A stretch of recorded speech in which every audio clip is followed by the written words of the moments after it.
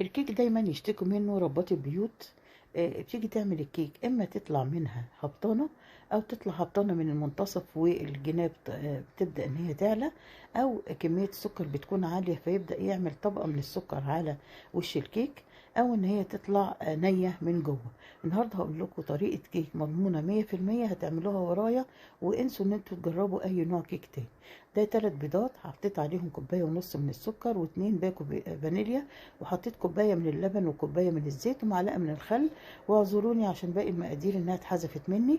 بقلبهم كويس جدا، بكون محضره 3 كوبايات من الدقيق، بنخلهم كويس جدا وبحط عليهم باكو بيكنج باودر وذره من الملح، وبحط عليهم باقي الخليط اللي انا ضربته في الخلاط. وده المج اللي انا استخدمته، مج الشاي العادي، بقيس بيه كل المقادير السكر واللبن وكمان الدقيق. بقلب الخليط كويس جدا، بكون طبعا مسخنه الفرن عن درجه حراره 180. بحطها طبعا في الرف الاوسط، تكون مسخناه قبلها ب10 دقايق. زي ما انتم شايفين انا حطيت 3/4 الكميه في القالبين، والربع حطيت عليه معلقتين من الكاكاو ومعلقتين من اللبن، وبدات اصبه على القالب من فوق بالمنظر ده عشان خاطر اعمله زي الماربل كيك. ببدأ بعد كده بخلة ان انا اقلب المكونات كده مع بعض.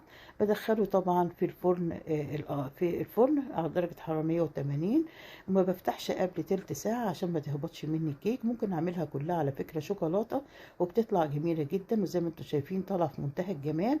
كيكة اقتصادية جميلة ب3 بيضات بس، عملنا قالبين من الكيك.